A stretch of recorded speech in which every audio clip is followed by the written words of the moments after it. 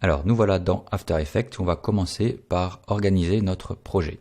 Donc tout d'abord on va créer une composition, commande N, CTRL N sur PC. Donc je vais faire un projet en Full HD, donc 1080, 25 images secondes. Donc 1920 pixels sur 1080, 25 images secondes. Et on va mettre une durée de, on va mettre 1 minute, ça va suffire. Sachant que là, donc, comme je vous le précisais, on va faire que 4 écrans. Ok. Je vais nommer cette composition finale. Ok. On va ajuster la fenêtre. Dans mon onglet projet ici, je vais créer un dossier que je vais appeler compo, ou composition même. Dans ce dossier composition, je mets ma composition finale.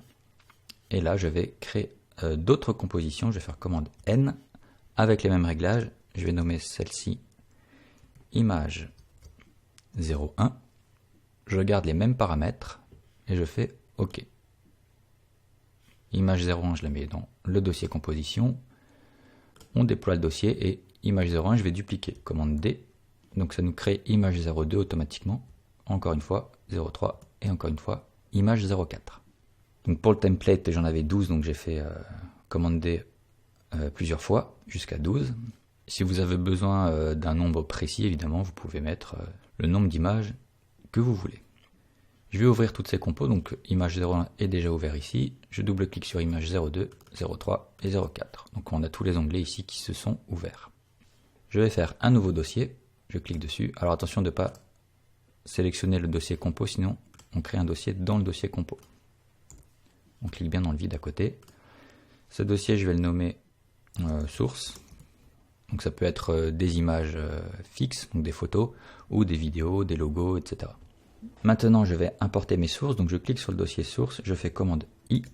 Donc là, dans les fichiers sources, vous avez un dossier tuto, un dossier template. Donc là, on va prendre dans le dossier tuto, voilà, 4 images. On va prendre... bon, je vais tout prendre. Ok, ouvrir. Tout se met dans le dossier source. Et en image 01, je vais commencer par le logo de tuto. Ici, je le fais glisser à l'intérieur. On peut mettre en qualité automatique. Donc là, ça se met automatiquement en intégrale parce que je suis avec un ajustement supérieur à 50%. Si je mets à 50%, j'ai une qualité 1,5 qui s'adapte. Là, je reste en ajusté. Donc là, le logo déborde un peu sur les côtés. J'appuie sur S et je réduis sa taille un petit peu. Voilà, comme ceci. Le problème, c'est que mon écran ici aura des bords noirs, en haut et en bas en tout cas. Pour éviter cela, je vais faire un solide, commande Y. Je vais prendre la couleur du fond ici, donc qui est un blanc parfait. Je fais OK. Et ce fond, je le fais passer en dessous. Donc comme ça, on évite d'avoir des barres en haut et en bas. Donc ça va être mon image 01. Mon image 02, je vais juste vous montrer. Donc si je prends par exemple une image un peu corporate, comme on dit.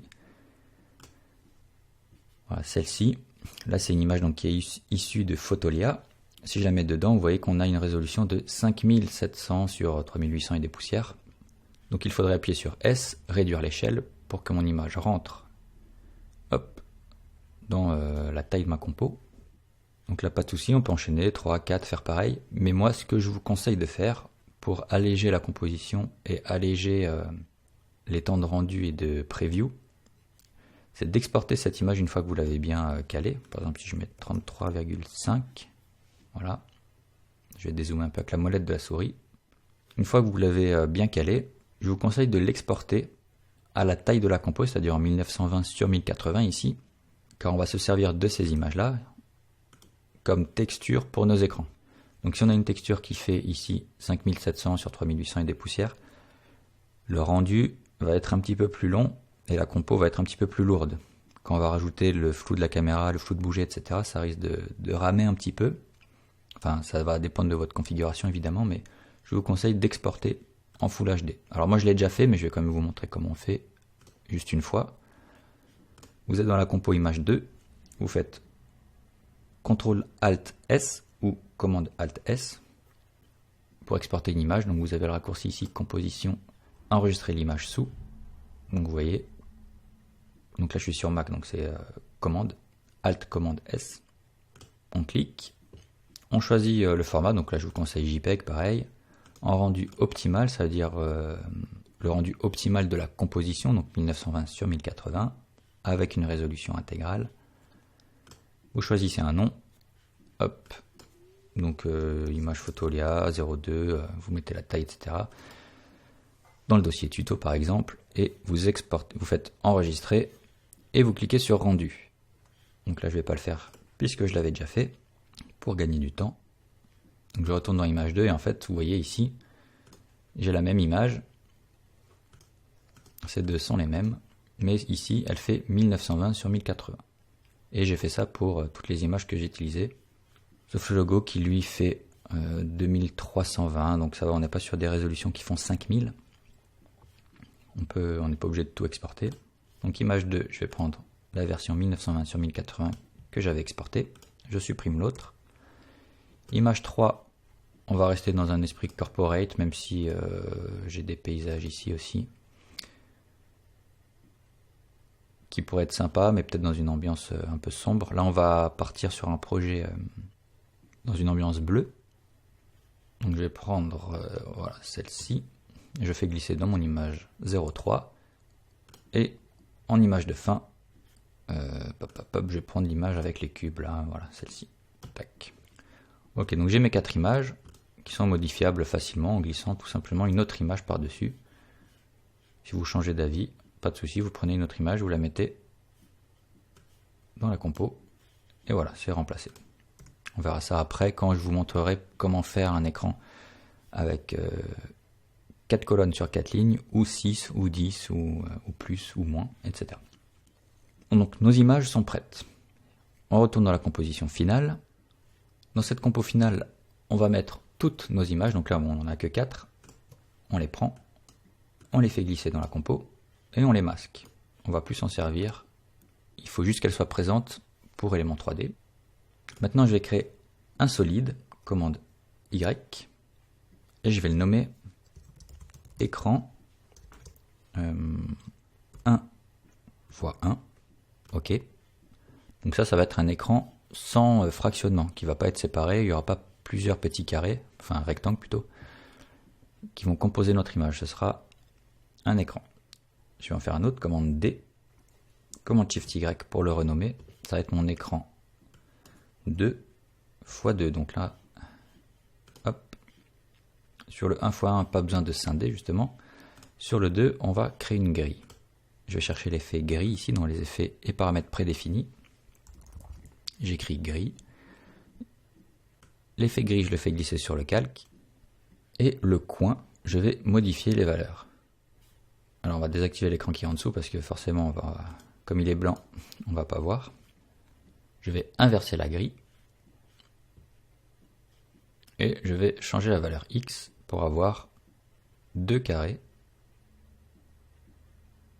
horizontalement, enfin des rectangles hein, plutôt, et pareil sur la hauteur, donc avec valeur Y ici, j'augmente. Alors je vais augmenter la bordure aussi, pour qu'il y ait plus d'écart entre les carrés, je vais mettre, on va mettre 10, ok, j'augmente la valeur, pour avoir le bord noir, voilà, à la limite de l'écran. Ok, donc là j'ai un écran avec 4 rectangles. Élément 3D, lui, il a besoin de repères pour pouvoir extruder cet écran. Et les repères dont il a besoin, ce sont des masques. Donc pour créer ces masques à partir des rectangles qu'on a ici, on va cliquer sur écran 2 x 2. On va aller dans calque, tracer automatique. Donc ça va nous tracer automatiquement des masques. Ça va détecter des contours. Donc on est sur la couche alpha, c'est-à-dire que les noirs ici sont des zones transparentes. Et il détecte le contour des carrés blancs du coup. Alors voilà les réglages que je vais rentrer. Je vais désactiver le flou. On peut désactiver la preview et la réactiver pour voir une preview des masques que ça va nous créer. Tolérance 1, seuil 80, zone minimale 4 et arrondi de la courbe 1. Alors je ne vais pas rentrer dans les détails car ce n'est pas le sujet du tuto, mais si vous voulez en savoir plus sur le tracé automatique, comment l'optimiser pour une utilisation avec Element 3D, j'avais fait un tuto sur ce sujet, donc comment transformer un logo 2D en 3D, peu importe le format, où on apprend comment utiliser les tracés automatiques de manière optimisée pour des logos JPEG par exemple. Pour ce tuto, on n'a pas besoin de vraiment optimiser puisqu'on a tout simplement des rectangles.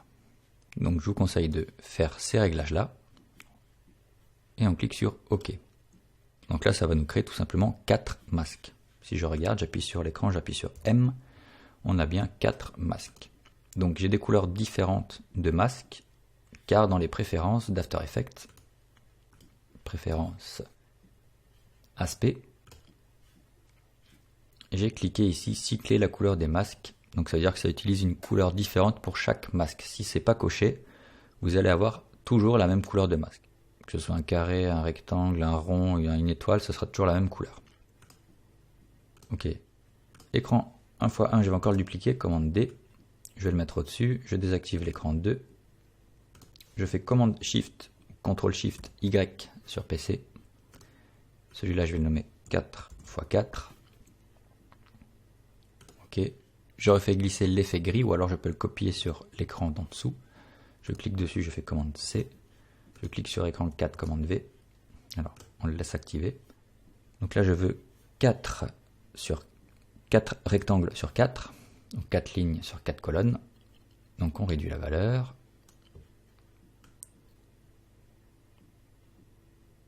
Voilà, j'en ai bien 4. Pareil sur la hauteur. Voilà. Même principe, calque, tracé automatique. OK. J'appuie sur M et j'ai bien 16 masques. 4 sur 4 égale 16. Je le masque, je duplique mon premier écran et là j'accélère un peu, je vais faire 6 x 6 et je vais m'arrêter là, après vous avez compris le principe. Commande Shift Y, je renomme 6 x 6, OK. L'effet gris, je fais commande V car j'ai copié mon effet gris, donc c'est mémorisé. Hop, on modifie la valeur. Et voilà, 6 sur 6. Évidemment, vous pouvez faire des carrés parfaits si vous le souhaitez. Vous choisissez autre chose, curseur de largeur par exemple. Là, vous voyez qu'on a des carrés et on choisit la taille, tout simplement. Donc, je ne vais pas faire un écran 8 sur 8 et 10 sur 10. On va s'arrêter là, vous avez compris le principe. On peut tout masquer. Ils vont juste nous servir de référence tout à l'heure. Et maintenant, je vais créer mon solide avec élément 3D. Donc, commande Y, CTRL Y, ou alors clic droit, créer un solide. Je vais l'appeler E3D pour élément 3D.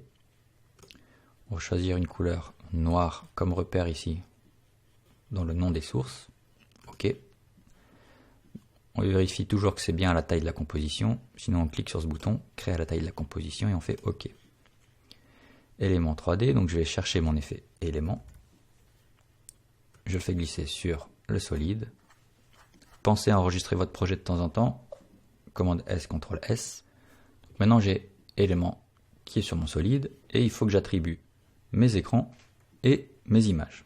Donc pour cela on va aller dans Custom Layer tout d'abord, Custom Text and Mask et Custom Texture Map. Donc Texture Map en fait c'est la texture qu'on veut mettre sur nos écrans, donc en d'autres termes nos images. Donc en masque, vous vous souvenez que sur l'écran 1 j'ai pas créé de masque mais il faut quand même que j'en crée un. Même si j'ai pas scindé mon image, Element 3D ne pourra pas l'extruder s'il n'a pas de repères, et ces repères, il faut que ce soit des masques. Donc je clique sur écran 1, calque, tracé automatique, je désactive le flou, je fais OK. Si le flou est activé, c'est pas très grave pour ce genre de détourage. Je vérifie que j'ai bien créé mes masques sur chaque calque, 2x2, 4x4 et 6x6, mais je ne l'ai pas fait justement. Je réactive ce calque, tracé automatique. OK. Voilà. Élément 3D. Chemin numéro 1, je vais prendre l'écran 1x1. Numéro 2, 2x2. 4x4 pour le numéro 3. Et chemin numéro 4, l'écran 6x6. Donc ça va nous permettre en fait de changer, si on a envie, au cours du tuto, le nombre de rectangles qui composent notre écran. Vous n'êtes pas obligé de faire tous ces solides. Si vous avez décidé dès le départ de faire des écrans avec 4x4, ne vous embêtez pas à faire les autres. C'est juste pour vous montrer les possibilités différentes. Élément 3D. Donc on va également faire notre texte tout de suite. Donc on va prendre l'outil texte ici. Hop. je vais écrire maintenant sur tuto.com. Je clique dessus, je mets en paragraphe centré et je vais aligner au centre horizontalement et verticalement. Si vous n'avez pas la fenêtre alignée, vous allez dans Fenêtre et vous cliquez sur Aligner. L'onglet va apparaître par défaut ici. Ok, ce texte, je vais le mettre en dessous. Donc je clique sur le texte, je fais commande D, ça m'en crée un deuxième. Le premier ici, je vais le désactiver. Je double-clique sur le calque et je vais écrire maintenant sur tuto.com créer des écrans 3D. Elle est dynamique, comme ça on a une phrase assez longue. Créer des écrans 3D dynamiques. On clique sur le calque, on fait commande D pour en créer un nouveau. Des écrans 3D dynamiques avec After Effects et éléments 3D. Je clique dessus, je fais commande D, je le désactive. Je double-clique sur ce nouveau calque et je vais mettre uniquement sur tuto.com. Voilà, évidemment, vous écrivez ce que vous voulez et n'hésitez pas à personnaliser la police. Je vois beaucoup de créations qui se calent un petit peu trop sur ce que je fais moi, mais n'hésitez pas à prendre des directions différentes et à m'envoyer même vos résultats pour les partager. Alors, ok, je masque tous mes textes et je vais également les attribuer ici. Donc pour l'instant, je vais juste attribuer les deux premiers. Donc, chemin numéro 5, maintenant sur tuto.com, chemin numéro 6, créer des écrans 3D dynamiques. Alors j'aurais pu organiser un petit peu mieux, mettre maintenant sur tuto.com en haut et partir du haut vers le bas ou du bas vers le haut. Ça c'est vraiment à vous de voir comment vous préférez vous organiser. Bon, là je vais laisser comme ça. Et maintenant en texture map, je vais mettre mon image 1 et en texture 2 mon image 2. Je ne vais pas mettre les autres pour l'instant, vous allez comprendre pourquoi tout à l'heure. Donc là j'ai bien préparé ma compo, mes repères pour éléments 3D. On va passer dans le chapitre suivant où maintenant on va passer à l'intérieur d'éléments 3D.